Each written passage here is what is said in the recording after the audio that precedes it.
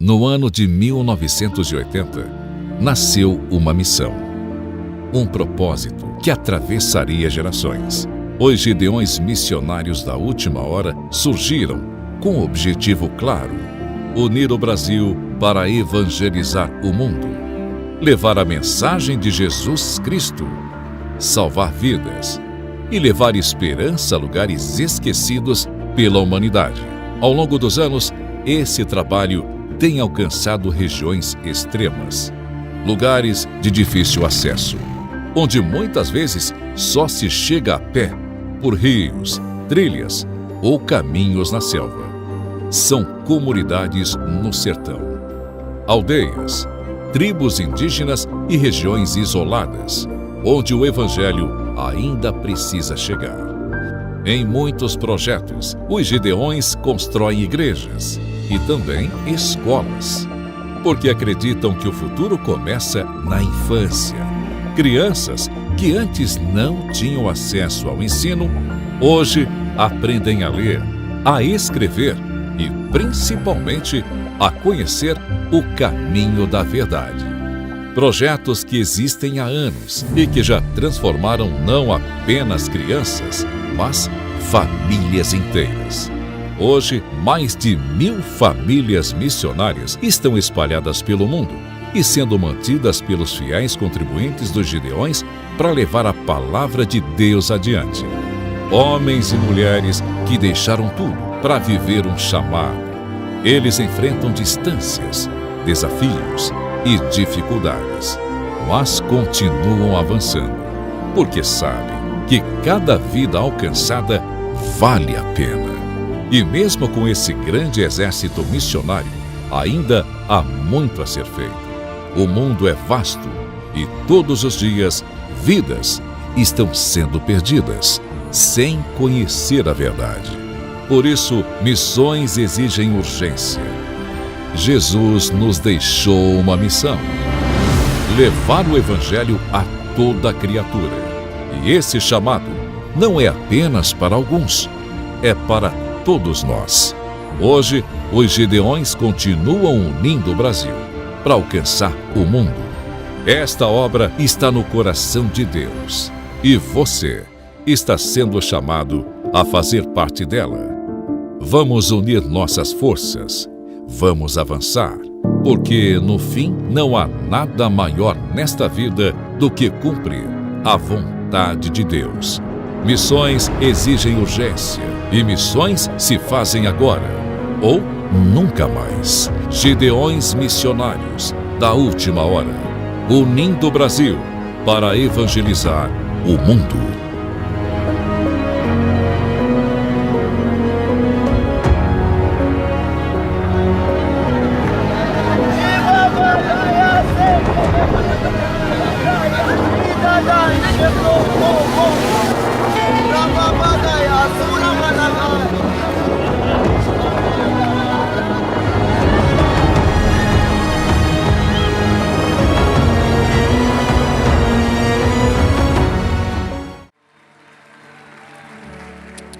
Glória a Deus. Eu cumprimento a todos com a paz do Senhor Jesus. Meus irmãos, minhas irmãs, quem está alegre de estar na presença de Deus, diga graças a Deus. Eu também estou tão feliz de estar aqui esta noite. Eu quero externar a Deus a minha gratidão e a minha alegria em mais uma vez poder servir a noiva do Cordeiro neste tão honrado congresso. Deus abençoe a cada um que está participando desta noite tão gloriosa. Eu louvo a Deus pelas vossas vidas e glorificado seja Deus, porque se não fosse Ele, nenhum de nós estaria presente aqui esta noite. É por Ele e para Ele todas as coisas, em nome de Jesus. Eu quero também deixar registrado e louvar ao nome do nosso Deus pela vida do pastor Gilmar Miguel e pastora Maria Inês. Deus abençoe, que casal de Deus. Vocês são uma bênção. Obrigado por todo o carinho, toda a receptividade. Que Deus continue usando, sustentando e abençoando vocês. São uma referência de intimidade com Deus. Deus os abençoe cada dia mais em nome de Jesus. E quando faço referência a este casal abençoado, a toda a diretoria dos Gideões, cada um dos pastores, todos os companheiros. Deus abençoe a todos em nome de Jesus. A cada um dos pregadores, Deus abençoe a todos. É um prazer poder revê-los.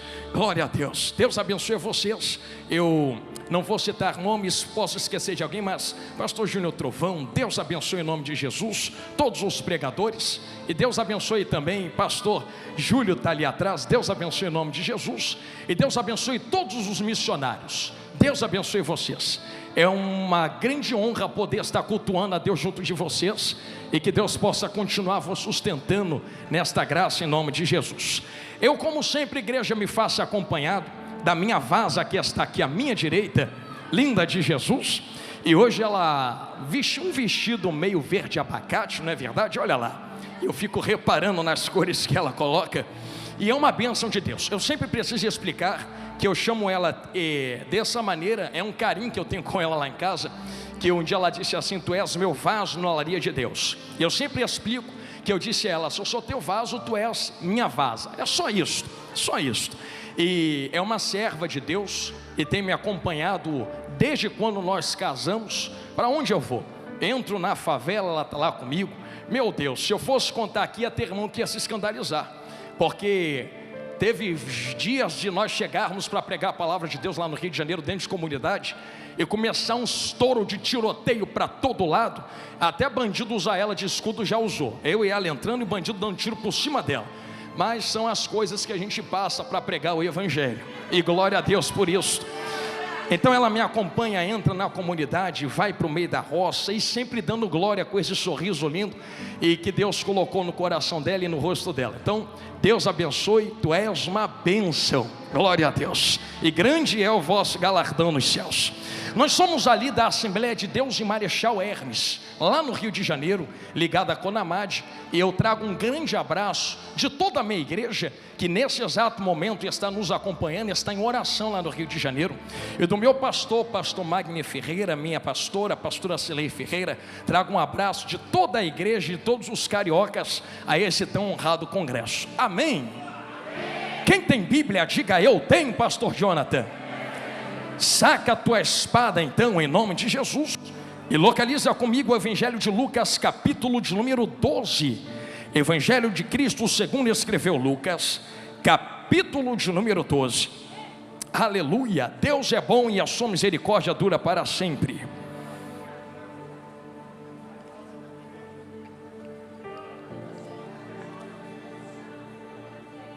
Aleluia. Sinto Deus aqui. Verso de número 45, igreja. Isto. Deus abençoe também a todos os cantores. Meu Deus, o Danilo, quando eu vi ele preparando o teclado, já sabia. Meu Deus, lá vem. É um amigo, e que Deus continue sustentando cada dia nesta unção. Lucas 12, verso de número 45. Quem encontrou, diga eu achei, pastor. Assim está escrito na palavra do nosso Deus. Mas se aquele servo disser em seu coração: o meu senhor tarda em vir, e começar a espancar os criados e criadas, e a comer e a beber e a embriagar-se, verá o senhor daquele servo no dia em que não espera, e numa hora que ele não sabe, e separá-lo-á, ele dará a sua parte com os infiéis. E o servo que soube a vontade do seu senhor e não se aprontou, nem fez conforme a sua vontade, será castigado com muitos açoites. Mas o que não soube e fez coisas dignas de açoites, com poucos açoites será castigado. E a qualquer que for muito dado, muito também lhe será cobrado. Ao que muito se lhe confiou, muito mais se lhe pedirá. Amém, igreja? Tome seu assento em nome de Jesus. Aleluia. Isto. Se acomode nos seus lugares e me encara bem dentro dos meus olhos. Eu tenho uma mensagem da parte do meu Senhor para entregar ao Brasil e aos Gideões missionários esse ano, neste dia chamado hoje. Estava eu em conferência com o nosso mestre, em oração, pedindo há meses atrás a direção daquilo que deveria lhes entregar. E o Espírito Santo foi muito enfático em vos direcionar uma palavra acerca da disposição do tema que entregou ao servo de Deus. Essa chama não pode se apagar. E é sobre isso que o Espírito Santo quer direcionar cada coração aqui disposto esta noite, que nos acompanha pela internet e que está aqui na nave da igreja.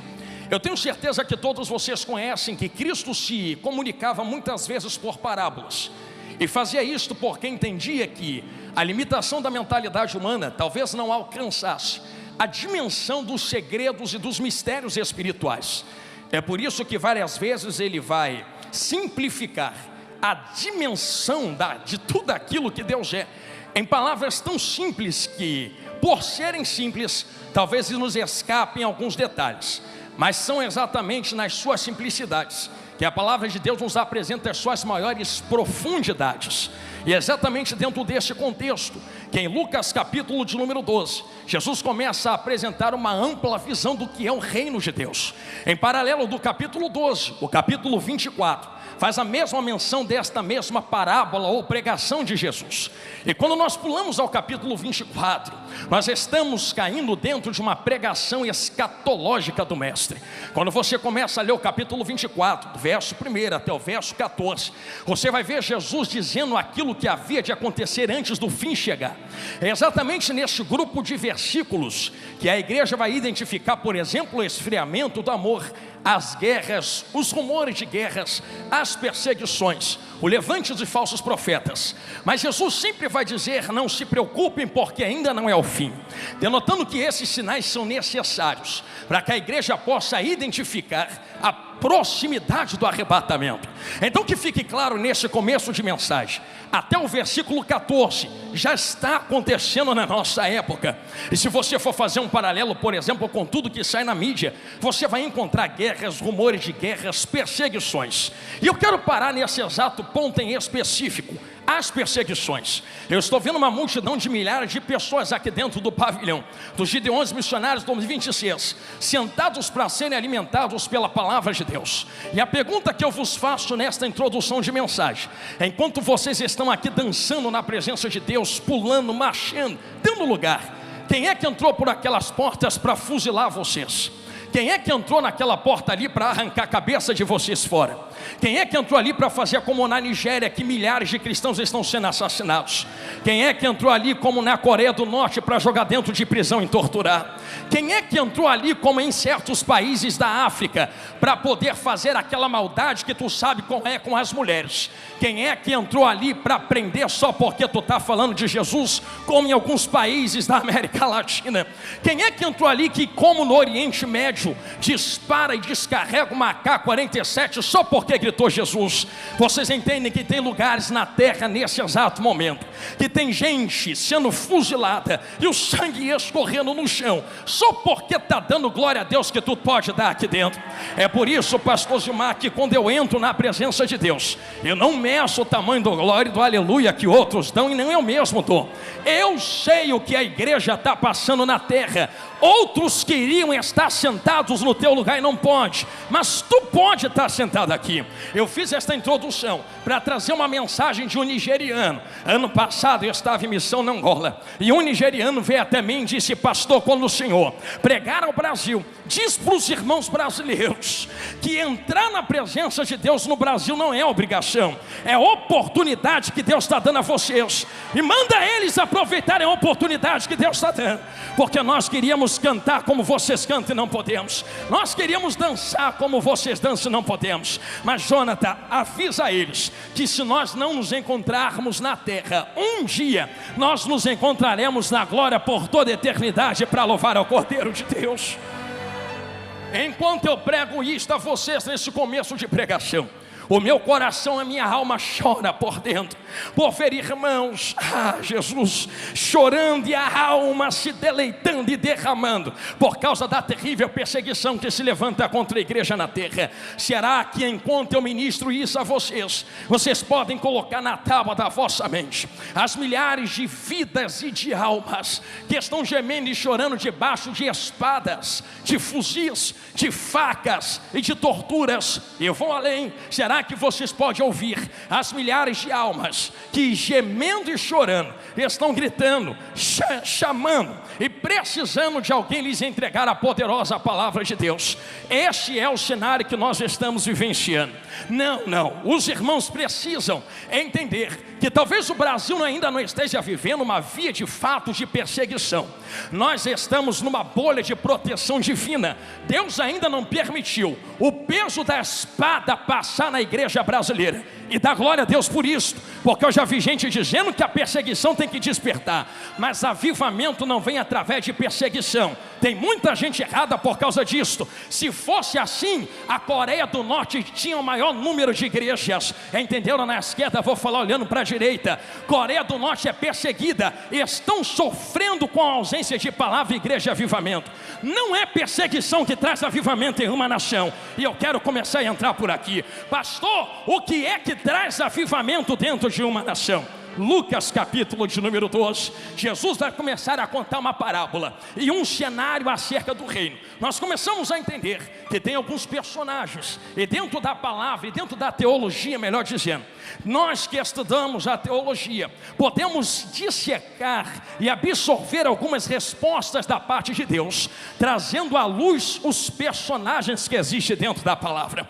Quando nós lemos o capítulo 12, estas partes que nós lemos, nós vemos que Jesus vai fazer menção de um mordomo e de servos. O mordomo nada mais é do que alguém que é servo junto com outros servos. E a palavra utilizada por Jesus aqui no grego dá a entender que era alguém que estava no meio dos servos, estava misturado com a multidão, não merecia estar onde está, mas foi apontado pelo senhor da casa, por ter proximidade e a confiança do seu senhor. O seu senhor pega aquele servo de entre os servos e o eleva a mordomo. Então alguém que está elevado não é nada mais do que apenas um servo em uma posição diferente dentro da casa. E como Jesus mesmo disse, que a quem muito é dado, muito é cobrado. Esse mordomo tem algumas regalias, alguns acessos, mas também tem algumas responsabilidades. Por exemplo, todo servo dentro da casa, todo aquele que serve dentro da casa tem que ter as suas necessidades atendidas.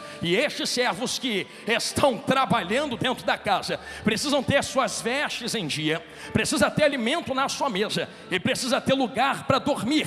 Quando nós dissecamos a teologia, aprendemos que esses servos não pediam nada ao seu mordomo e ao seu senhor, porque a casa era responsável por sustentar esses servos. Então o servo não precisa pedir nada, a casa é que tem a responsabilidade de sustentar esse servo. É a casa quem dá comida, é a casa quem dá roupa, e é a casa quem dá moradia para eles morarem. Entenderam? Na direita, vou falar olhando para a esquerda. O servo não precisa pedir, a casa se responsabiliza de lhe entregar. Entenderam? Na esquerda, vou falar olhando para o centro.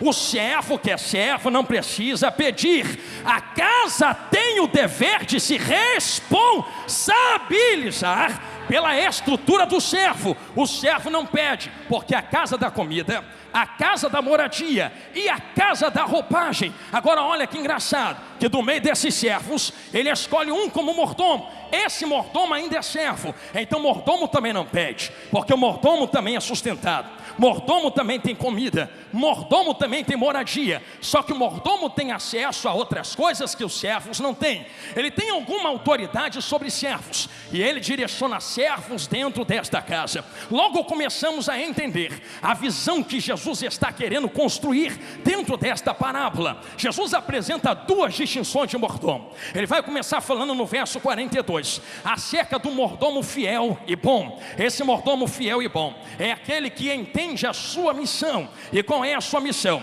É entender que ele deve entregar comida dentro da casa, ração dentro da casa, entregar algo dentro da casa. E é muito categórico esta palavra utilizada no original, porque a palavra é porção determinada. Então quem recebe da mão do mordomo não recebe nem a mais e nem a menos, não recebe faltando e não recebe sobejando. Estou falando de comida, estou falando de palavra. Por isso este mordomo não precisa se preocupar, porque já tem porção determinada para entregar aos seus servos. Parênteses aberto àquilo que Deus ardeu no meu coração. Amo cada um dos irmãos, mas assim está escrito na palavra de Deus: certo dia quando Jesus entregava esta palavra, ele determina dentro desse entendimento que é necessário que esse mordomo bom alimente os servos que estão na casa, sem pedir nada mais, sem pedir nada menos. Ele continua no verso 43: bem-aventurado aquele servo a quem o Senhor, quando vier, achar fazendo assim. Em verdade vos digo que sobre todos os seus bens o porá. Jesus dá uma volta de 180 graus e começa a falar de um servo infiel, no verso de número 45: mas se aquele servo disser em seu coração, o meu senhor tarda em vir, e começar a espancar os criados e criadas, e a comer e a beber e embriagar-se, virá o senhor daquele servo no dia em que ele menos espera, e numa hora que ele não imagina, e vai pegar aquele servo de surpresa. Aqui existem algumas lições que Jesus passa dentro da parábola. Ele começa apresentando o fato de haver fartura dentro da casa, porque logo no verso seguinte é quando nós lemos no 45: aquele servo infiel come, ele bebe, embriaga-se, ele farta-se, e não há problema em ter fartura dentro da casa. O problema é a fartura cegar o entendimento missionário daqueles que estão entregando a comida. Repito, o problema não é haver fartura dentro da casa, o problema é a fartura cegar o entendimento do propósito missionário daqueles que entregam a comida. A obra geme enquanto este servo não apresenta aquilo que lhe foi dado a apresentar. Você não vê em nenhum momento da mensagem, ou da palavra, melhor dizendo, que enquanto o servo não entrega aquilo que lhe foi determinado, o Senhor não se apresenta. Esse Senhor tem data, hora, dia determinado para se apresentar. Nisto aqui é um perigo terrível, porque pelo Senhor não se apresentar enquanto a missão não é cumprida, cai-se no perigo de achar que Ele não liga, que Ele não está nem aí, e que Ele não se importa com a sua casa. Porém, há uma medida diante de cada um, e cada um, disse Jesus, será julgado diante daquilo que apresenta ao seu Senhor. Por isto, nós entendemos que Ele não se interessa pelo sofrimento dos servos dentro da casa. Age como se a casa fosse dele. Enquanto age como se a casa fosse dele, há um engano estabelecido no seu coração. E aqui existe um porém muito grande: o engano estabelecido no coração desse mordomo é um plano terrível que o condena à condenação eterna. Ele diz em seu coração: o meu Senhor não vai voltar agora, eu tenho um tempo de me consertar, eu tenho um tempo de falar o que Ele mandou falar, eu tenho um tempo de entregar o que Ele mandou entregar, eu tenho um tempo de fazer o que Ele mandou fazer. Só que ninguém sabe o dia e nem a hora. Vai que Ele volta enquanto eu estou pregando para vocês aqui esta noite. Se ninguém sabe o dia e nem a hora, Jesus, eu estou correndo desta palavra, mas vou precisar falar. Se ninguém sabe o dia e nem a hora, começamos a entender que existe alguém responsável por comida dentro da casa. Parênteses aberto. Eu me lembro de um dia, Esaú chegando do campo assim desse jeito, cansado da guerra, cansado da batalha. Jacó disse: irmãozão, senta aqui, porque aqui tem comida. Dá aqui a lentilha que eu preparei para você comer. Come, só que tem um preço. Você quer comer o que eu estou fazendo? Eu quero, eu estou com fome. Tem misericórdia de mim, não me deixa morrer sem comida. Tem que entregar a sua primogenitura. Vai ter comida se tiver a tua primogenitura de volta. Esaú fala no seu coração: para que me serve a primogenitura se eu vou morrer? Quer saber? Leva a primogenitura e me dá lentilha. Diz o texto, vai doer, mas vai curar. Te amo. Que quando Jacó vai oferecer lentilha, ele coloca a lentilha e puxa pão e entrega o pão. Meu Deus, por que não deu o pão antes? Por que está dando depois o pão de já ter negociado a lentilha? Entende que Jacó preparou o guisado, Jacó preparou a lentilha, mas o texto não diz que foi ele quem preparou o pão. Se não fui eu quem preparei o pão, eu não tenho direito de negociar o pão. Eu vou repetir isso aqui: se eu preparei lentilha, negocia a lentilha, bota preço na lentilha, bota preço no que tu prepara. Pão não fui eu quem preparei, porque não fui eu quem fui para a cruz, não fui eu quem desci na terra, não fui eu quem me entreguei para salvar a humanidade. Lentilha tem preço, pão não tem preço. Lentilha tem valor, pão não tem preço. Lentilha tem negócio, pão não tem negócio. De graça eu recebi, de graça eu estou dando. Só sai com fome quem quiser sair com fome.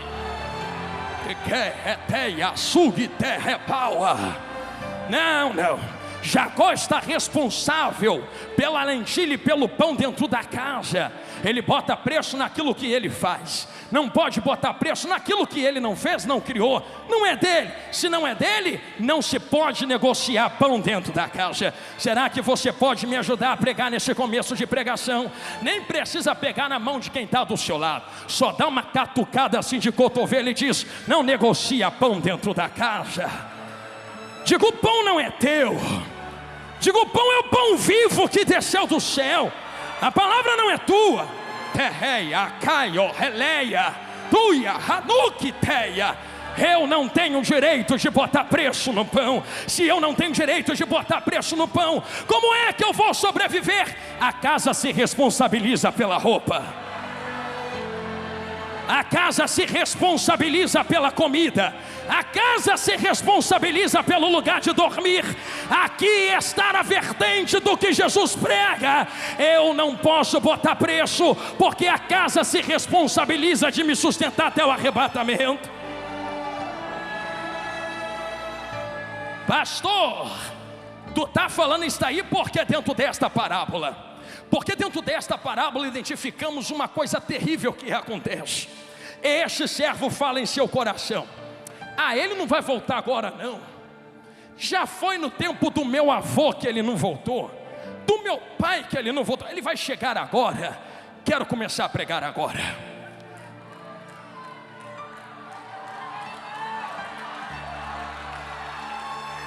Me cobre, Jesus. O maior perigo de quem está dentro da casa é perder o foco do motivo de estarmos aqui reunidos. Porque o servo infiel mantém foco em coisas terrenas. É comida, é bebida, é satisfação de desejos próprios. Só que o servo fiel entende: eu tenho uma missão, e a minha missão é alimentar quem tem fome. A minha missão é sustentar quem está trabalhando na casa. A minha missão é sustentar quem tem projeto de Deus na vida. Se existem esses dois direcionamentos dentro da palavra, o direcionamento e o perigo desse servo infiel é começar a colocar o foco em coisas terrenas. E aqui está uma das maiores identidades do século atual.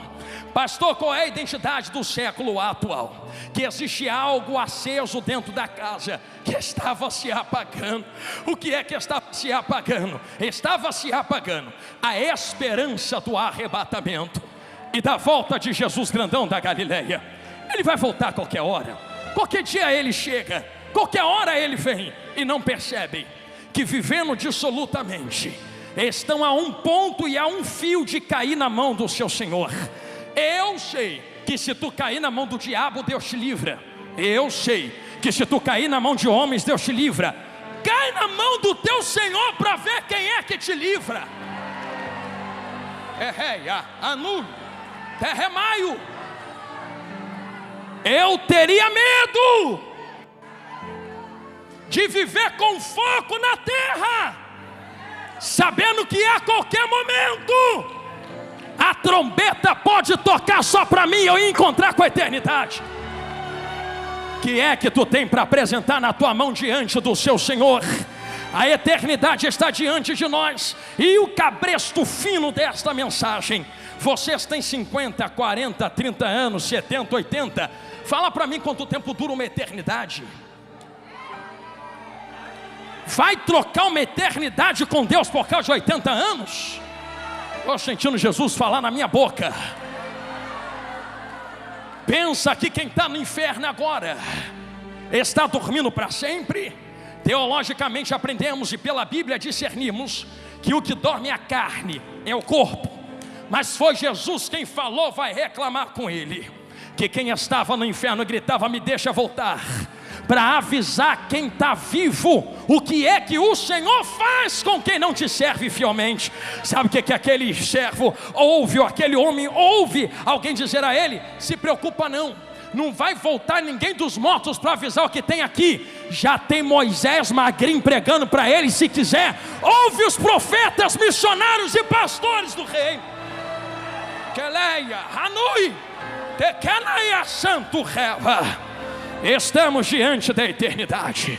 A eternidade bate na nossa porta. E o maior foco que não podemos perder dentro do texto é deixar o fogo se apagar. O fogo da esperança, do arrebatamento do Senhor. Eu não disse isso aqui de propósito. Eu trouxe vocês por esse caminho para vocês entenderem que a esperança é acesa e não é acesa por homens. A esperança sempre é acesa pelo Senhor nosso Deus. Parênteses aberto, para engrossar o caldo que eu estou falando, e a gente entra de cabeça naquilo que Jesus está gritando aqui no meu ouvido.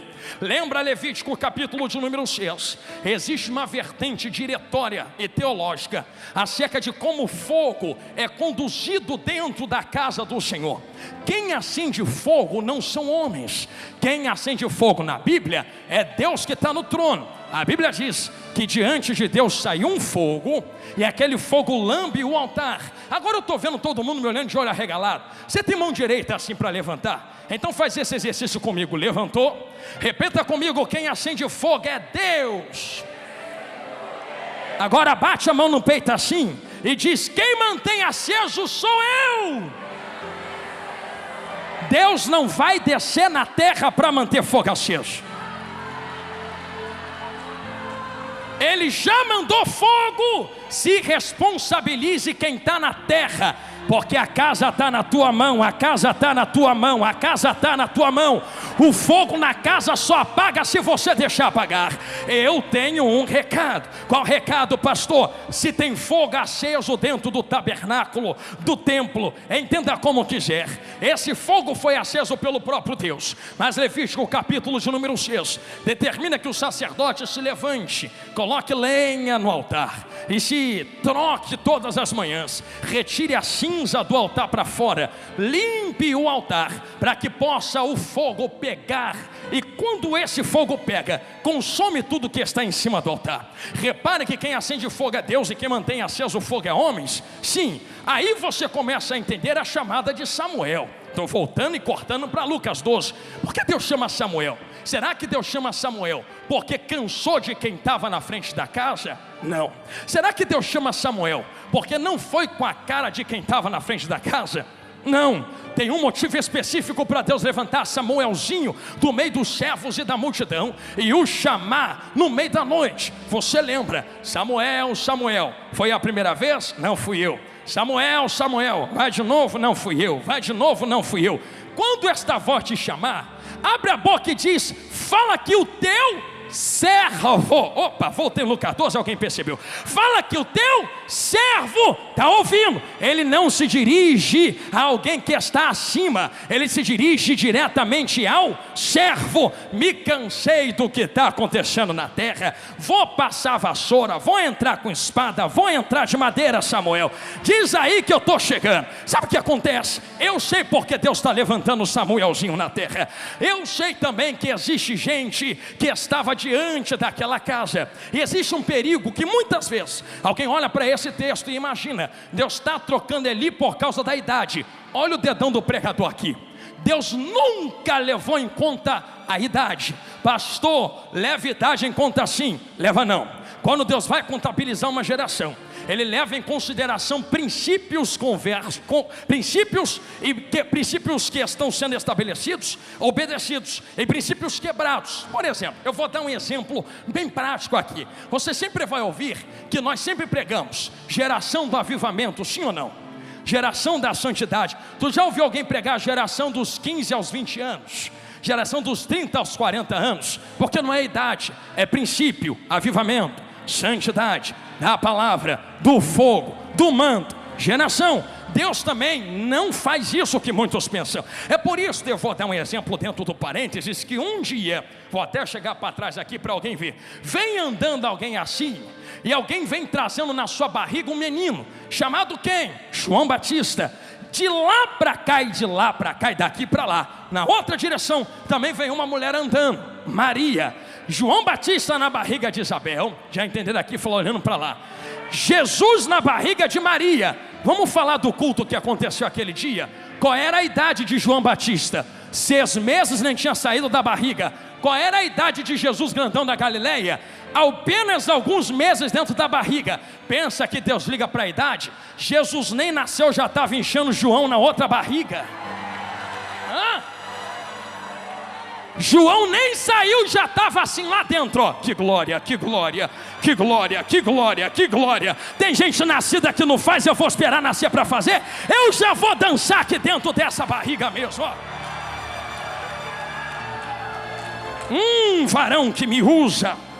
Deus não olha para a idade, Deus olha para princípios mantidos. É por isto que Deus está chamando Samuel. E entendemos que se Deus não leva a idade em conta, mas princípios em uma geração. Entendemos que Deus não está descendo e vai doer, mas vai curar. Deus não está descendo na terra por causa do pecado de Ofni. Tu não vê a palavra dizendo e Ofni pecou e Deus veio. Já entenderam aqui? Tu é de EBD, hein?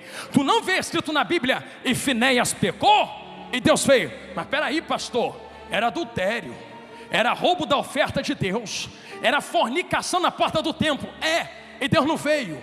Deus não desce em pecado alheio, porque só se apresenta onde é invocado. Você acha que quem está pecando está invocando Deus? Mas, porém, contudo, todavia, entretanto, antes que a lâmpada se apagasse. Vou engatar a segunda agora.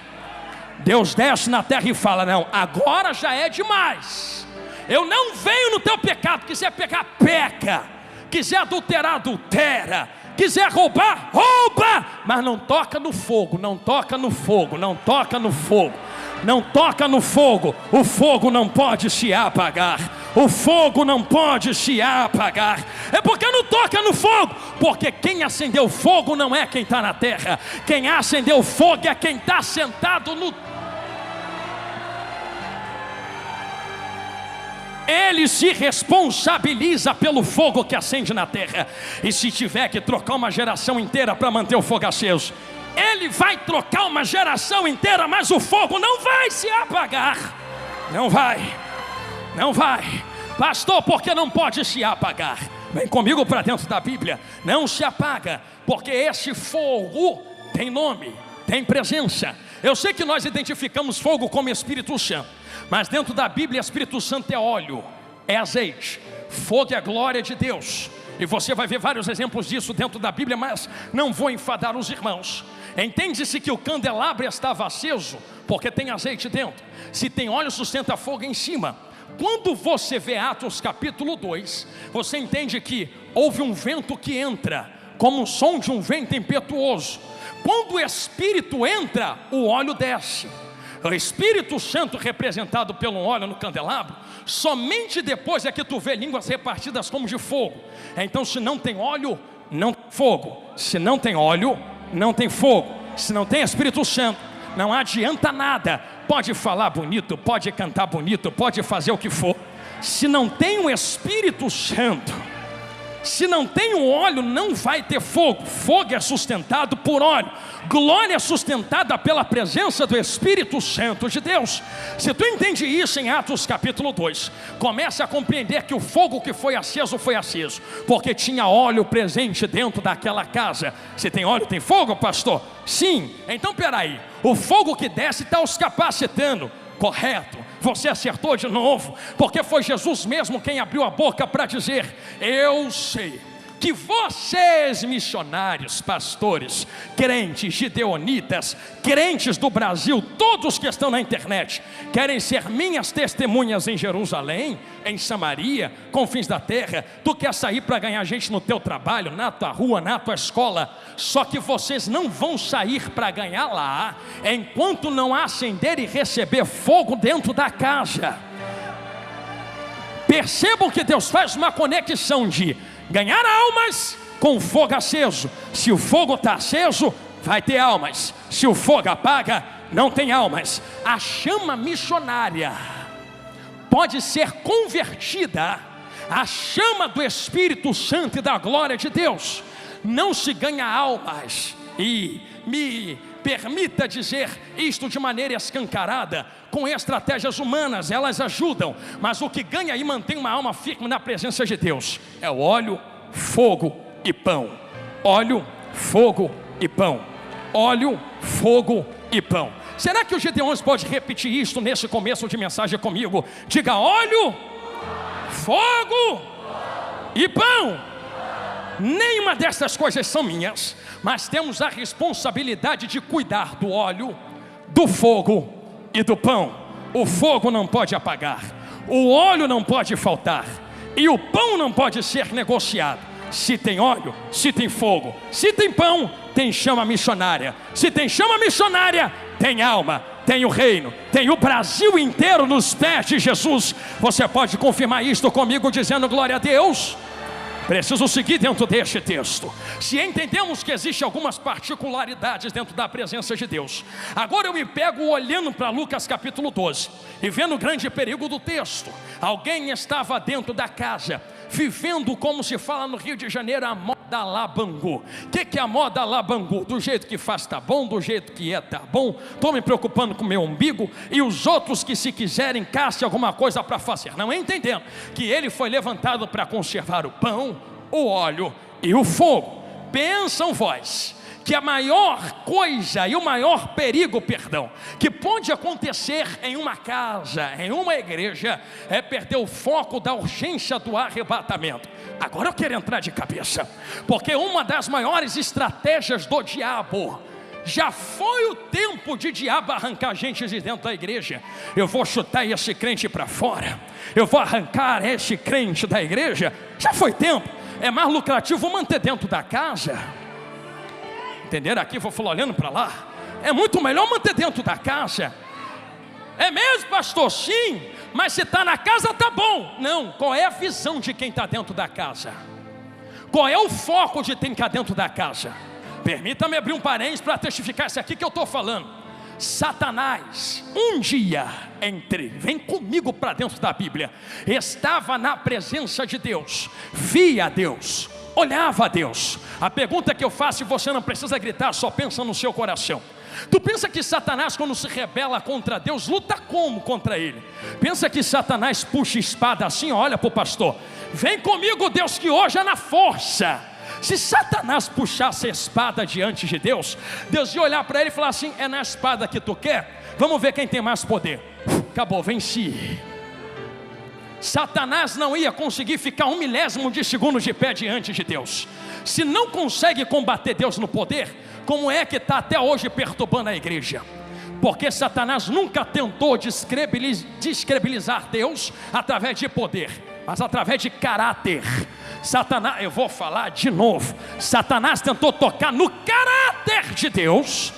E pastor, onde você vê isto teologicamente? Entendemos que Isaías e Ezequiel apresentam um quadro, eu estou entrando em arrebatamento agora, um quadro do que Satanás era antes de cair da presença de Deus. Eu sei que tem teólogos, amigos meus mesmo, que dizem: não pastor, isso aí era rei da terra. Mas irmão, não tire a espiritualidade do texto. Enquanto ele estava diante de Deus, ele se apresentava coberto de pedras preciosas e intentou no seu coração ser igual a Deus. Percebeu que em nenhum momento do texto diz: e puxou a espada contra Deus, mas ele carrega 1/3 do céu, sim ou não? Não se carrega 1/3 do lado passando espada. Não se carrega e se convence alguém botando pistola na cara. Pode até ir na força, mas não vai convencido. Como é que se convence? É mais ou menos assim, ó: Deus está aqui, Satanás está aqui, os anjos estão ali. Você não entende que dentro da palavra diz: nos teus negócios te corrompeste? Peraí, como é que alguém se corrompe em negócio se já está coberto de pedras preciosas? Não está negociando ouro, não está negociando prata, não está negociando pedras preciosas, está negociando influência. E os negócios deles são mais ou menos assim: quero dividir o reino porque eu quero ser igual a ele. Cola do meu lado que a gente consegue ser igual a ele. Sai da placa dele e vem para mim, cola aqui. Entenderam? Vou falar de novo. Aí vai no outro. Você não acha que é muito poder na mão de um só, não? Você não acha que é muita autoridade para um ficar mandando e todo mundo ficar obedecendo, não? Mas não entende que a casa de Deus funciona assim. Isso aqui não é democracia, que tu vota e escolhe. Isso aqui é reino, tem um rei que manda. Senti Jesus na minha boca. Por isso Satanás tenta dividir mais ou menos: cola comigo, cola comigo, cola comigo. um terço do céu se rebela contra o nosso Senhor Deus. Eu vou fazer uma pergunta para entrar de cabeça no arrebatamento.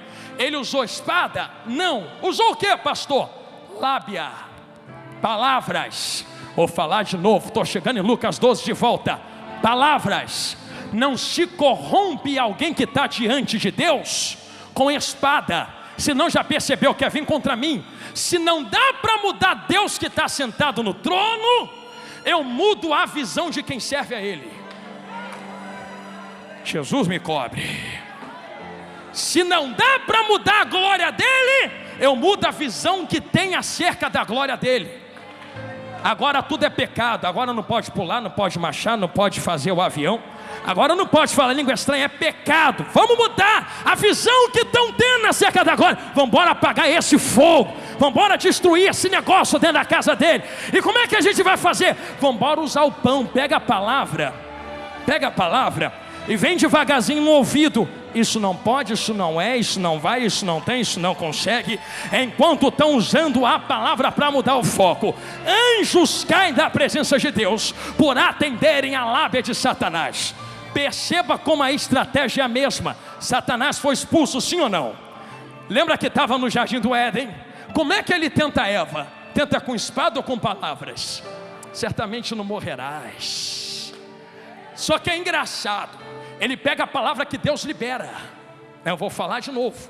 Ele pega a palavra que Deus libera e ele começa a conversa assim. O que Deus falou? Deus falou que não pode comer, porque se comer morre. Morre não. Então até começa com uma verdade. Até começa introduzindo algo do evangelho. Mas quando você entra na vertente do pão, você vê que nunca teve nada de evangelho, nunca teve nada de verdade. Chegou o tempo do Espírito de Deus despertar a igreja brasileira contra falsas mensagens que parece que são, mas não são.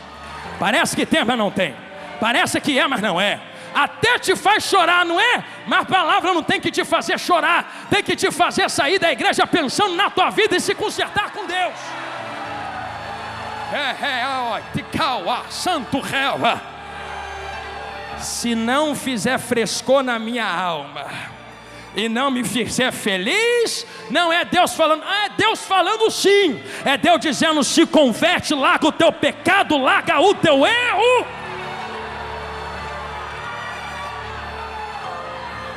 Quem dera o Senhor, a nação brasileira entendesse que a palavra do Senhor não tem obrigação de fazer ninguém feliz, pelo contrário, ela faz alguém sair chorando da igreja, pensando na própria vida e dizendo: eu tenho que me consertar, eu tenho que melhorar. Só que estamos diante de um tempo aonde um dos principais sinais do arrebatamento se apresenta. Em Mateus 24, na pregação escatológica maravilhosa do meu mestre, ele diz que se levantariam falsos profetas. Já sei, pastor, falso profeta é quem vem de chifre dentro da igreja. Não, vem vestido como profeta, parece profeta, diz que é profeta, anda como profeta, fala como profeta, mas ao invés de pregar a verdade, passa a mão na cabeça de quem precisa se consertar com Deus. Eu vim trazer uma palavra no Gideões 2026. Eu ainda creio em uma geração que vai entrar dentro da palavra, levantando a bandeira do evangelho e dizendo: se for para bater, me bate, eu só não quero é perder a minha salvação. Se tu levantou a mão, levanta ela gostosa em nome de Jesus assim. Eu sinto Deus falar na minha boca. Eu convido esta casa santa e cheio da palavra a liberar 10 segundos de glória a Deus. Se aqui ainda tem palavra, como eu sei que tem, abre a boca. Aqui não é melzinho na boca, aqui é chicote estalando nas costas mesmo.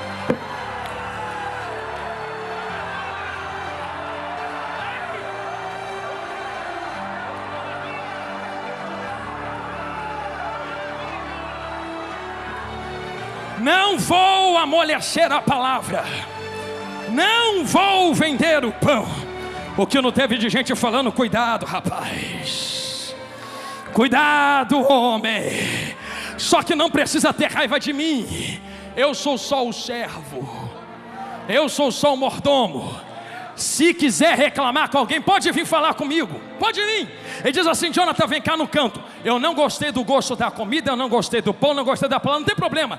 Como não fui eu que fiz, esta madrugada ainda, eu vou procurar quem fez em oração. Eu peço Ele para te procurar aonde você estiver, para Ele botar o dedo na tua cara e falar: por que não comeu o pão que eu botei diante de ti para tu comer? Só morre de fome se quiser morrer de fome. Mas eis aqui diante de vós o pão vivo que desceu do céu, que é a palavra de Deus.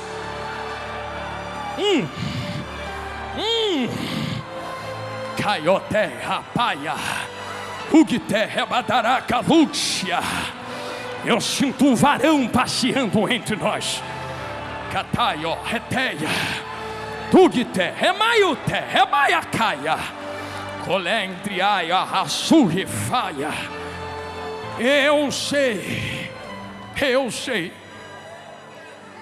que a verdadeira igreja tem entendido o que tem acontecido no nosso tempo. Um dos principais sinais do arrebatamento não é guerra nem rumor de guerra, não é a fome nem a perseguição, porque Jesus foi categórico em Mateus 24. Ele não disse quando estourar a guerra é o fim, ele não disse quando houver perseguição é o fim. Ele foi claro: quando este evangelho é o pão. A guerra de Satanás nunca foi guerra, rumor de guerra, perseguição, é o pão. Ele está tentando mudar a visão da igreja concernente ao pão. Só que o pão alimenta, e se esse pão ainda é vivo, pensa que a estratégia do diabo mudou? É a mesma que derrubou anjo, é a mesma que derrubou Adão e Eva. Hoje a estratégia é essa. Eu sei que eu vou falar algo aqui que dói mais cura. Ele chegou em anjos, e a ideologia de Satanás para os anjos é: Deus é muito forte para mandar em tu, tu merece carregar o que Ele tem, tu pode, tu vai, tu consegue, tu é o cara, vai no teu eu, vai na tua força. A ideologia do eu derrubou anjos. Chega até Eve: não morrerás, tu serás como Deus, é sobre tu, é tu que é o cara, é tu que é a mulher, tu é a cocada. Pensa que mudou no dia de hoje? Pregações que dizem tu, não, é você, tá, você é legal, é bonzinho, é serva, mas e Cristo? E o pão? Não é sobre mim, não é sobre mordomos e servos, é sobre o pão vivo alimentando gente dentro da casa. Eu deixo uma orientação à igreja brasileira: rejeitem qualquer manjar ou refeição aonde o pão vivo não seja o centro da mensagem. Rejeitem na cara dura. Se não estiver falando de Cristo, pega a mala e sai, pega a Bíblia e vai embora, vai para onde está falando de Jesus. Não perca a tua alma por ausência de pão dentro desta casa. Entrequeia, ratu, remaia, sando rera. Não morre de fome, não morre de fome, não morre de fome. Vai morrer de fome perto de uma padaria celestial aberta diante de ti? Rejeitem palavras que vêm em vozes mansas, mas não pregam a verdade. Um dia alguém disse para mim: tu grita muito. Eu disse: mas eu grito a verdade. Você gosta de ouvir mentira em voz mansa? Não é melhor gritar uma verdade? Ouve um grito falando que tu precisa de Jesus, senão tu vai para o inferno. É melhor do que uma massagem no teu coração dizendo tu. É muito tu que vai descer de tobogã para o inferno, mas poucos fiéis que vão subir no toque da última trombeta. Tamaiui, calúcia, terreia, caioteia. Só tem um jeito de nós entendermos e discernirmos quem é que vai rejeitar e quem é que vai atender o verdadeiro pão. Como é que nós discernimos, pastor? O fogo não pode apagar. Parênteses aberto, pulo dentro de Lucas 12 de cabeça de novo. A única maneira de testar e discernir se algo vem da parte de Deus é se esse algo resiste ao fogo de Deus. E sabendo que o fogo de Deus provém pela glória de Deus, Começamos a entender algo que João fala. Quem ainda me ouve, diga glória a Deus. Então vai comendo Bíblia. O que João fala, pastor Jonathan Carlos? Ele diz assim: eu vos batizo com água.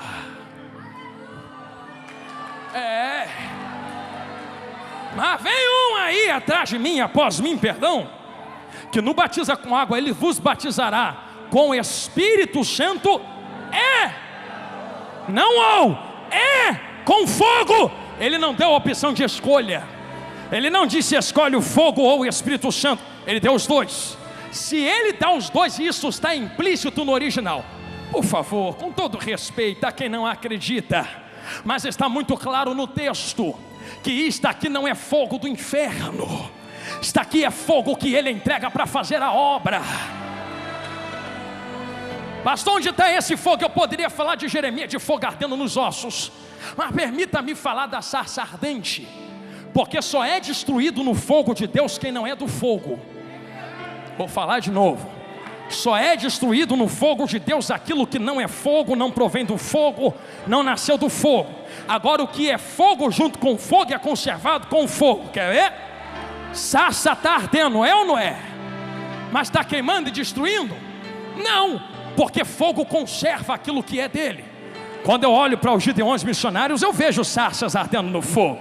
Está pegando fogo, mas o fogo não destrói as sarças. É isso que é acender fogo. E esse fogo que está aceso é a única coisa, cheguei aonde Jesus está gritando, que impede, vamos embora, vem comigo, o anticristo de meter a mão na terra. Eu acredito firmemente. Eu não posso dar se ele já nasceu, se ele já está vivo, mas a Bíblia nos induz a pensar que existem pequenos anticristos, sim ou não? Se existem pequenos anticristos que se fazem anticristo, então muitas pessoas se fazem como anticristo. E quando nós lemos Lucas capítulo 12, nós vemos a ideia do que é. Pessoas que usam o que Deus entrega em próprio bel prazer.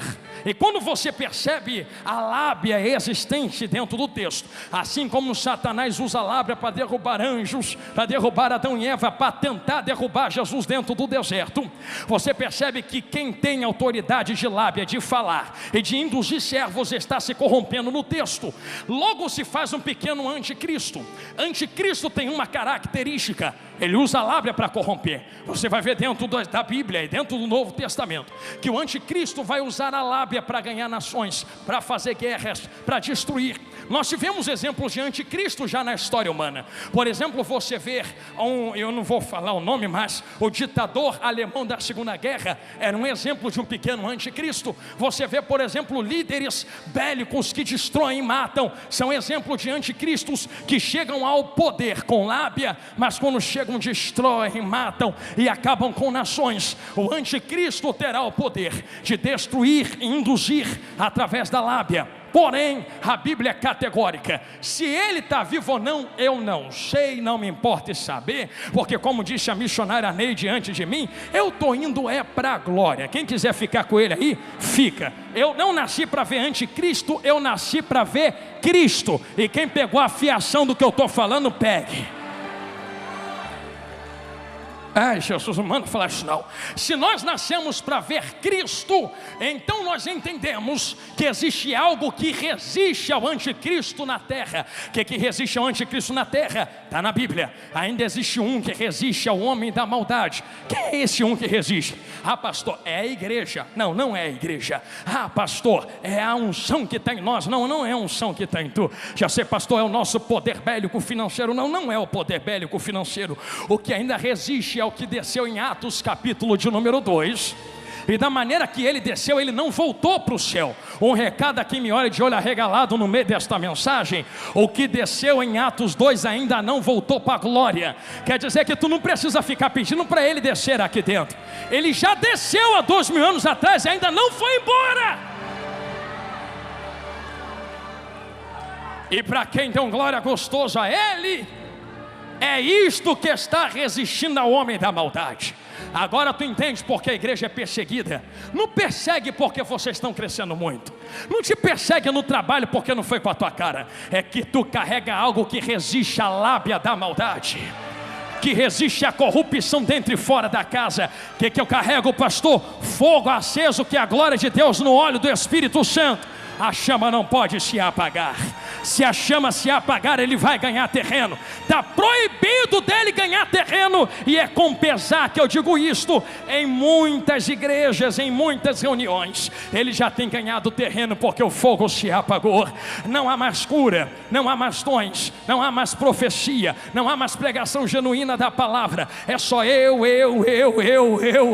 para a terra, e nunca eu para a glória, preparando-se para encontrar com Cristo. Mas como eu estou pregando para um povo que o fogo ainda está aceso, eu lhes dou um recado esta noite. Todo fogo que Deus acende na terra, assim como o tema dos Gideões este ano, o fogo não pode se apagar. Então vamos, todo fogo aceso na terra tem em si responsabilidade em quem carrega. Eu comecei pregando que vocês têm a responsabilidade de manter esse fogo aceso, e isso é verídico. Somos nós quem alimentamos o fogo, somos nós que mantemos a chama missionária acesa, somos nós que levamos a glória de Deus para dentro da floresta, somos nós que levamos a palavra para dentro dos desertos, somos nós quem atravessamos os continentes para declarar a bandeira do Evangelho e a glorificação do nome de Deus aos povos. Somos nós que carregamos a palavra de Deus. Se somos nós que carregamos e nós que levamos esse fogo aceso nos nossos corações, não tem como fazer o que Deus mandou se o fogo se apagar.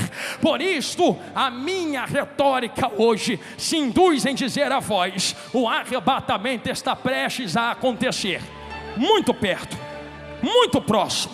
E eu termino do meio para o final desta mensagem dizendo que o tempo que vocês estão vivendo e o tempo que este mordomo infiel não conseguia perceber é um tempo muito próximo do toque da última trombeta. Eu não quero ser enfadonho aos irmãos em teologia, mas preciso dizer isso. Lembra de quando Jesus abriu a boca para dizer, para tu entender o tempo que vocês estão vivendo: a geração da figueira não passará sem que estas coisas se cumpram. Alguém disse que a geração da figueira é a geração de Pedro, Tiago e João, mas Jesus não disse isso. Jesus disse: olha para a figueira, porque vocês sabem que quando ela bota os ramos para fora, está próximo o verão. O verão não chegou, porque não tem como discernir a data exata que ele entra, mas você já está sentindo o calor dele chegar. Você está vendo o ambiente mudar porque ele está chegando. Você está vendo as coisas acontecerem ao seu redor porque o calor se aproxima. Figueira tem um nome determinado dentro da Bíblia. A figueira é comumente conhecida como a nação de Israel, pastores e missionários. O que Jesus estava dizendo é: olha para Israel. E pastor Adriano, pastor Gilmar, pastor Abner, meus amigos, nós entendemos que olhar para Israel é como olhar para um relógio de Deus. Jesus estava dizendo: Israel vai entrar no inverno terrível, vai perder as folhas, em outras palavras, vai deixar de ser nação. Eu dei essa volta para chegar aqui em arrebatamento, mas fica olhando para Israel, porque quando botar folhinha para fora de novo, em outras palavras, quando voltar a ser nação, vocês sabem que eu estou muito perto, muito próximo de vir buscar a minha igreja. E lá se vai Israel. Jesus sobe para a glória, anos 70 chega, Roma invade, dispersa os israelitas, deixa de ser nação. Mas Jesus está do céu, olha para a figueira, olha para a figueira, olha para a figueira. Vai o tempo do Império Romano, Israel não volta a ser nação. Vai o tempo do Império Bizantino, Israel não volta a ser nação. Vai o tempo do Impérios Árabes e Mamelucos, Israel não volta a ser nação. Os cruzados entram na terra, Israel não volta a ser nação. De repente os islâmicos otomanos entram, Israel não volta a ser nação. Império Britânico entra, Israel ainda não era nação. Até que em 1948, resumindo muito, se senta nas Nações Unidas um grupo de homens, e a retórica era: esse povo sofreu muito. Oswaldo Aranha, liderando, brasileiro, é por isso que eu gosto do Brasil, liderando a conferência, disse: vamos determinar a questão dos judeus. Eles estão voltando para aquela terra. O que é que vamos fazer? Divide a terra e dá um pedaço para eles e deixa outro povo no outro pedaço. Eu não sei se tu gosta, ama ou não Israel, também não estou nem aí. Eu sei o que a palavra diz. A palavra diz: quando Israel voltar a ser nação, sabe que a geração desta figueira não passará. Israel voltou a ser nação em 1948. Eu estou proibido pela palavra de marcar dia, de marcar data, de marcar hora. Eu não sei quando Ele volta para buscar a gente, para buscar vocês, mas Ele mandou medir o calor do verão. Então vou medir o calor do verão. Uma geração que não passará. 1948 a geração começa. Pastor, meu avô já morreu, minha mãe já morreu, todo mundo já morreu, Jesus não voltou. Mas geração não dura 10 anos dentro da Bíblia. Gostei do sorriso dela. Geração não dura a tua vida dentro da Bíblia. Eu poderia dar vários exemplos, mas um exemplo muito prático, teológico, a geração de Abraão é de entre 100 e 120 anos. Israel de 1948 a 2026 tem mais ou menos 80 anos. Eu acho que de 80 para 100, 120 está bem perto, não é verdade? Vocês estão sentindo o calor do verão. Vocês estão sentindo o calor do verão. Não há mais tempo para negociar pão dentro da casa. Estamos muito perto do toque da última trombeta. Prega que Jesus vai voltar e que a igreja vai subir.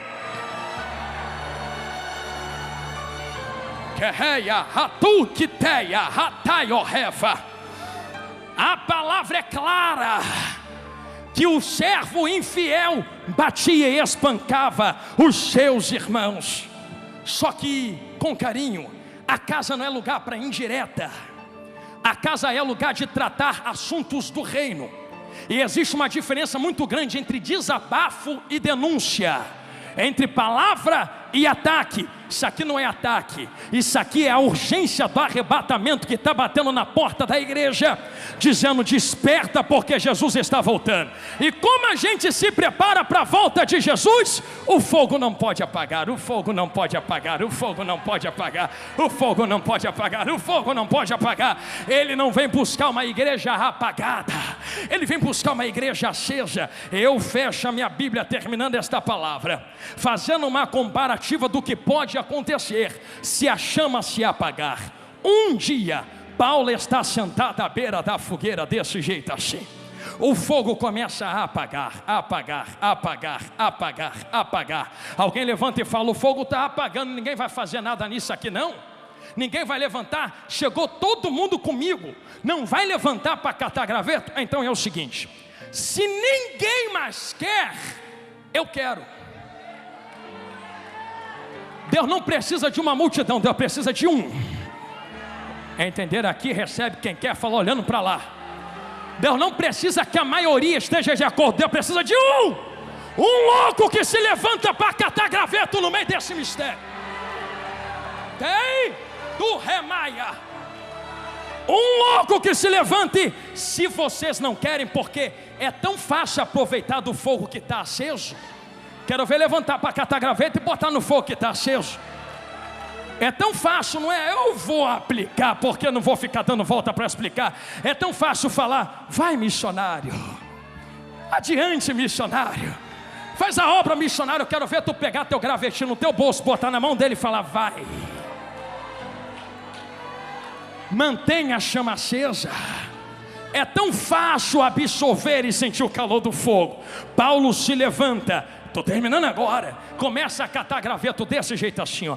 Graveta aqui, graveta ali, graveto lá, bota embaixo do braço e vem, se aproximando do fogo, se aproximando do fogo, trazendo graveto. Eu não quero ver o fogo apagar. Esse fogo foi aceso para nos manter vivos. Estamos vivos por causa do fogo. O fogo não pode. Se você não quer, me deixa eu catar os gravetinhos. Se você não vai, me deixa aí, não me impede. Eu só estou tentando manter o fogo aceso para nós 2, para nós 3, para nós 10, para nós 50, para nós 1000. De repente os gravetos começam a vibrar. Mas independente, Paulo está chegando perto do fogo, do fogo, do fogo. Quando ele vai jogar os gravetos, uma víbora se manifesta. Eu não sei quem já viu víbora à noite, cobra no meio do mato. Tu não consegue discernir se é cobra, se é galho, até pisa, não é? Pensa que Paulo pegou, ela está inserida entre os gravetos, escondida no ajuntamento, mas no meio do seu esconderijo, porque nunca se esconde fora, sempre se esconde dentro, porque fora já está de cara a tapa para todo mundo ver. Se camufla dentro, se esconde dentro, se pinta dentro, se veste de como quem é dentro. coloca a terno e gravata dentro, bota a saia no pé dentro, carrega a Bíblia dentro, se maqueia dentro, até canta dentro, até prega dentro, está camuflado dentro. E detalhe, enquanto não tiver fogo, vai ter gente camuflada no meio dos gravetos. Se não tiver fogo, vai ter gente igual 007 lá no meio espiando, escondida. Eu sei que graveta aguenta folha, aguenta fogo. Quero ver víbora aguentar calor do fogo. Ih, alguém vai dar glória lá no meio. Quer ver? Jesus me segura, que vontade de pular. Na hora que ele joga os gravetos, a víbora sai do esconderijo. Não! Agarra a mão dele. Um recado a todos os missionários, pastores, companheiros de altar, pregadores, ministros, pastores do evangelho. Deus não impede a víbora de nos morder, porque aonde há fogo, pastora Marinês, a manifestação de víboras, e o veneno entra, dói. Mas Deus nunca disse que ia impedir mordida de quem é falso. Deus só disse que não ia deixar você morrer. O veneno entra, ele pega aquilo que estava escondido, que é falso, e aqui não, cobra, vai no fogo, balança no meio do fogo, a cobra solta. Alguém vê o veneno entrar e diz: já vi isso antes, vai morrer. Vou pegar o banquinho e sentar, não dou um mês. Não era para ter falado isso, não era para ter cantado isso, não era para ter pregado isso, não era para ter botado fogo na seara. Vai morrer. Um mês, não morreu. 2 meses, ainda está vivo. 3 meses, ainda respira. 5 meses, ainda prega. 10 meses, ainda está na missão. 11 meses, ainda canta. Víbora não mata quem é acostumado com fogo, com fogo, com fogo, com fogo. Levanta a mão e não abaixa. Entrou uma glória aqui dentro. O pavilhão será tomado de fogo do alto agora. Uma coluna de fogo desceu no meio da igreja. Um terremoto de glória vai começar a acontecer nos 4 cantos do pavilhão. Aonde houver alguém que quer fogo missionário, fogo pentecostal, levanta a mão e não abaixa, assim, em nome de Jesus. Assim, 30 segundos e uma nuvem de glória toma conta desta casa. Eu vou contar para te ajudar. 30, 29, 28, 27, 26, 25, olha lá, 24, 23, não vai morrer. 22, tu tem fogo. 21, a chama está acesa. 20, fiel é o que te chamou. 19, tu é servo fiel. 18, a víbora vai morrer assada na churrasqueira de Jeová. 17, falso não vai ficar de pé no meio da seara. 16, Deus conta com os servos fiéis. 15, em menos de 10 segundos. 14, um terremoto de glória começa a acontecer aqui dentro. Quer ver? 13, 12, 11, 10. Uma nuvem de glória já tomou conta do pavilhão. 9, quem quer ser renovado de poder e autoridade. 8, a hora é agora, levanta a mão e abre a boca para adorar. 7, calaioteia, bataioqueremaia. Cancela o português e vem no glória, vem na língua estranha. 6, taioteremaia, tacaioterrebadarauá, ugiteia, alamancho, terrei. Para não dizer que foi porque eu gritei. 4, eu largo o microfone aqui no altar. 3, se é de mim, acaba agora. 2, se é Deus quem está dando um sinal de glória na igreja. 1, a confirmação da palavra vem com fogo. Olha o fogo que desce aqui dentro esta noite.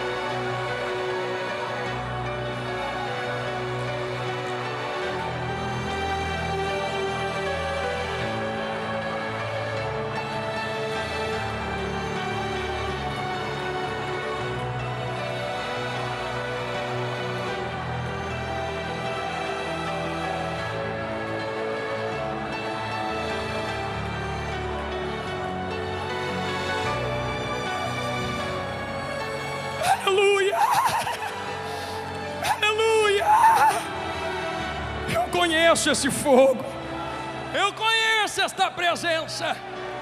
Diante da liberdade que o ministério desta casa me outorgou, para poder ministrar a palavra com liberdade, eu ainda acredito em milagres, eu ainda acredito em batismo no Espírito Santo. Lembra? Eu ainda acredito naquela glória que descia 15, 20 anos atrás. Lembra? Deus vai renovar esse fogo aqui hoje, agora e é já. Eu não sei como tu entrou aqui dentro do pavilhão, mas eu sei como tu pode sair. Pastor, eu quero ser a ponta da espada de Deus na terra. Eu quero ser missionário, eu quero fazer missões, eu quero pregar, ganhar alma, fazer a obra. Mas eu preciso ser renovado no fogo. Sem fogo tu não consegue. Mas se você quiser esse manto de mistério, o altar está aqui. Está vendo esse espaço aqui na frente? Se tu vier, saiba para onde tu vai pisar agora. Tem brasas vivas acesas no chão na frente do apoio aqui. Se tu vier, vem ciente que tu vai pegar fogo como tu nunca pegou na tua vida. Isso vai arder nos teus ossos, vai arder na tua alma. Tu vai deitar pensando em missões, vai levantar pensando em ganhar a alma. Tu não vai conseguir dormir direito. Isso vai te consumir por dentro. Eu tenho que fazer a obra, eu tenho que ganhar a alma, eu tenho que sustentar a mão de quem faz, eu tenho que ir para o campo, eu tenho que pregar a verdade. Jesus está voltando, é mais forte do que eu. Se você quiser esse fogo e esse renovo, venha correndo agora. Pastor, eu preciso de cura. Jesus também cura a carne. Vem correndo aqui agora, porque vai ter cura entre nós. Eu ainda creio no Jesus que faz cego enxergar, que faz paralítico andar e bota câncer para o lado de fora. Se você ainda crê nesse fogo que foi aceso, o fogo missionário, aleluia. Tem um varão passando aqui no altar. Tem um varão de autoridade passando aqui no altar. Assim diz o Senhor na minha boca: atentai, porque eu vou fazer algo nunca antes visto na terra agora.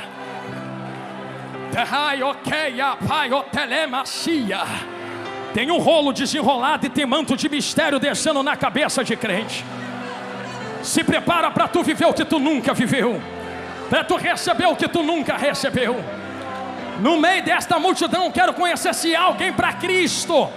E na live também, se houver alguém para Cristo, diz que quer voltar para Jesus ou aceitar Jesus agora, que a mídia vai começar a me informar para eu poder falar a voz aqui e testificar diante da igreja.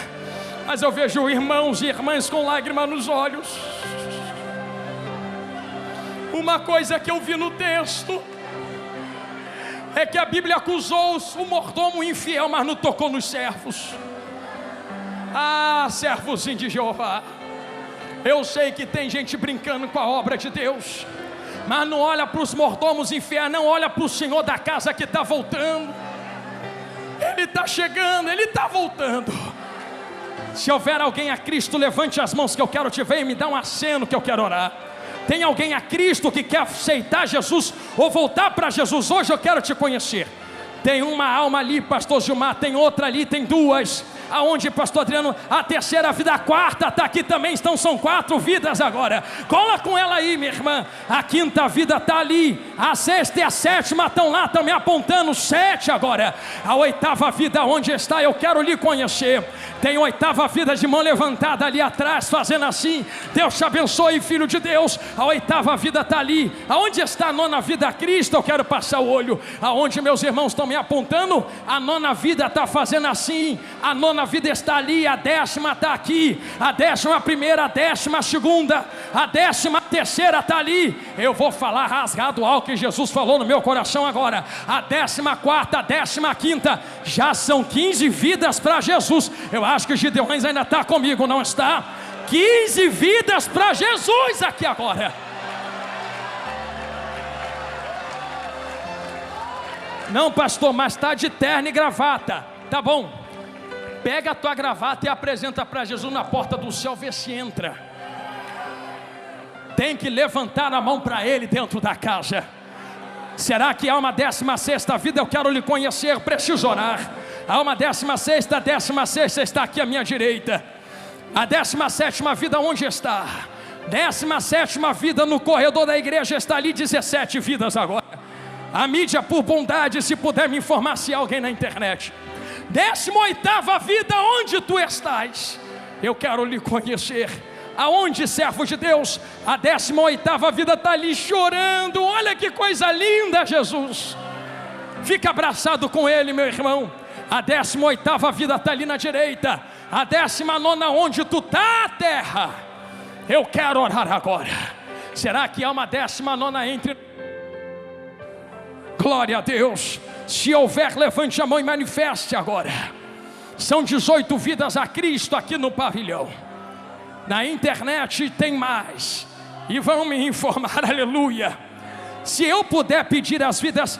Oh, olha ali, traz ele, servo de Deus. A 19ª está vindo ali. Vocês que estão levantando a mão a Cristo, permita-me usar essa liberdade que o pastor Gilmar me deu. Se tu puder atravessar devagarinho a multidão, vem pedindo licença. Tu que está vindo a Jesus ou levantando a mão para Cristo, vem aqui na frente, eu quero orar por você aqui na frente. A 20ª está chegando, visto, servo de Deus. 20 vidas agora. Vem correndo. Pastor, levantar a mão não adianta. Ah não? Sai do lugar do Espírito Santo agora. Quem tem que saber se adianta ou não é Ele. Não, pastor, mas já está de terno e gravata. Quem conhece o coração do homem é o Espírito Santo. Não ouse tomar o lugar do Espírito Santo agora. É Ele quem decide quem vem e quem não vem. Já tem 20 vidas aqui no altar. Se a mídia puder me informar quantos na internet, fique as 20 vidas aqui na frente agora. Mais 2 aqui, isto. Então são 22, as irmãs estão me apontando, 22 vidas agora. 23 vidas agora. Aleluia. Eu quero pedir à igreja que estende as mãos para toda esta multidão. Nós vamos orar por estas 23 vidas que estão retornando à casa. E depois eu quero orar por todos estes que vieram ao altar. 24ª vida aqui agora. Aleluia. 24 vidas agora. Meu Deus do céu. Eu tenho uma notícia para dar a vocês que a mídia está me informando. Estava em 422, agora tem 475 vidas para Jesus na internet.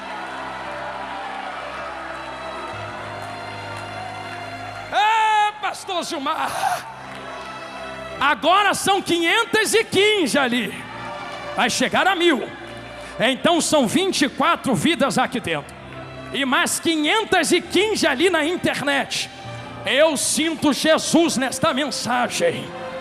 Agora já são 570 almas pela internet aceitando Jesus.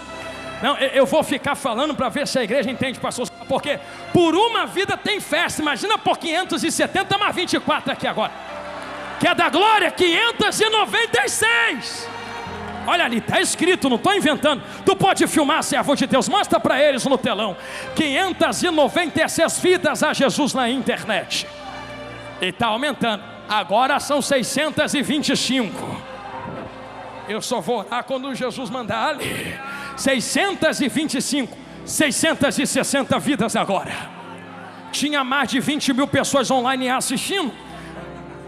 Foi liberto da cachaça aqui agora.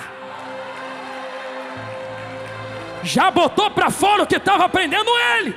Está tendo milagre aqui dentro da casa.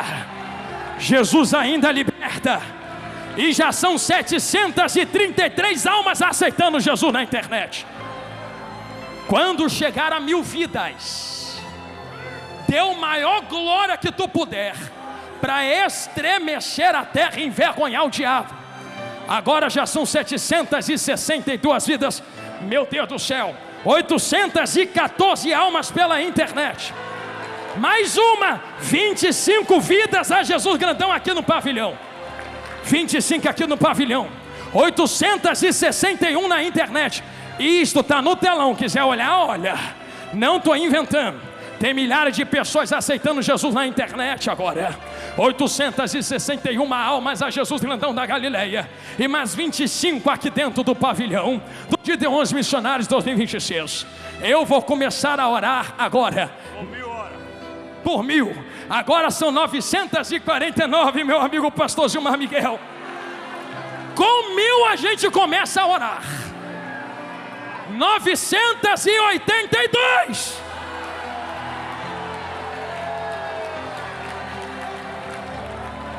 Entre Queia, 1018 vidas.